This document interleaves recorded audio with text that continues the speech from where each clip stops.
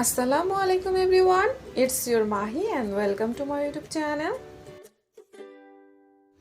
Dear viewers, আমি আজকে হাজির হয়েছি আরও একটি শরবতের রেসিপি নিয়ে, যা এই গরমে আপনার কলিজা ঠান্ডা করার মতো শরবত-ই-মোহাব্বত।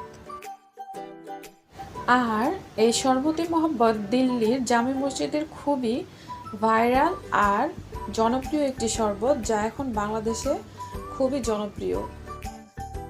আর যারা আমার চ্যানেলে নতুন বন্ধু, তারা অবশ্যই আমার চ্যানেলটি সাবস্ক্রাইব করে বেল আইকনটি ক্লিক করে রাখুন।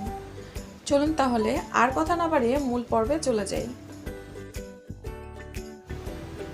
প্রথমে আমি এখানে হাফ কেজি গরুর দুধ গরম করে ঠান্ডা করে নিয়েছি ফ্রিজে রেখে।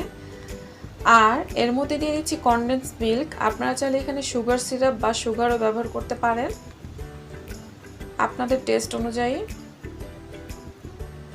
এখন এর মধ্যে দিয়ে দিচ্ছি রুহ আফজা। আমি এই চামচের 2 চামচের মতো রুহ আফজা ব্যবহার করছি।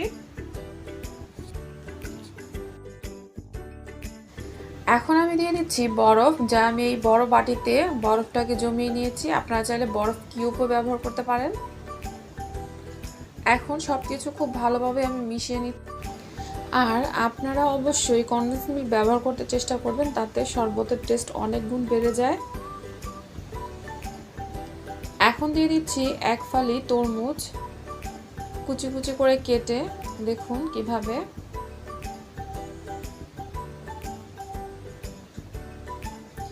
আমি সম্পূর্ণ তরমুজটাকে কুচি কুচি করে শরবতের মধ্যে দিয়ে দিচ্ছি।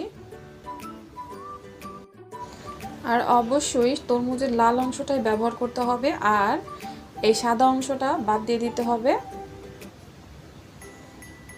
এখন দিয়ে দিচ্ছি আমি রোজ ওয়াটার, আর এটা আপনারা অবশ্যই ব্যবহার করবেন, এতে খুব ভালো ফ্লেভার হয় শরবতে।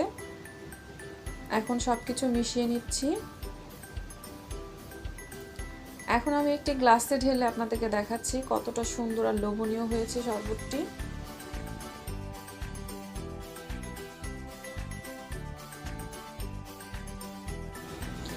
আর এর উপর দিয়ে দিচ্ছি সামান্য একটু তরমুজ কুচি, দেখার সৌন্দর্যের জন্য।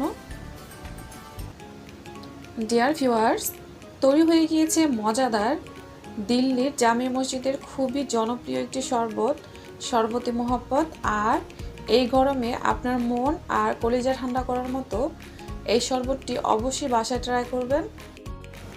আর এই শরবত-ই-মোহাব্বত খুবই কম সময় লাগে আর কম উপকরণ দিয়ে তৈরি হয়ে যায়। আর আমার আজকের রেসিপি যদি আপনাদের ভালো লেগে থাকে, তাহলে অবশ্যই আমার চ্যানেলটি সাবস্ক্রাইব করে বেল আইকনটি ক্লিক করে রাখবেন, যাতে এরকম নিত্য নতুন মজার মজার রেসিপি পৌঁছে যাবে আপনার কাছে সবার আগে। যারা আমার ভিডিওটি সম্পূর্ণ দেখেছেন, তাদের সবাইকে ধন্যবাদ। আল্লাহ আপনাদের সবাইকে ভালো রাখুন, সুস্থ রাখুন, নিরাপদে রাখুন, এই কামনা করে আজকের মতো বিদায় নিচ্ছি। আসসালামু আলাইকুম।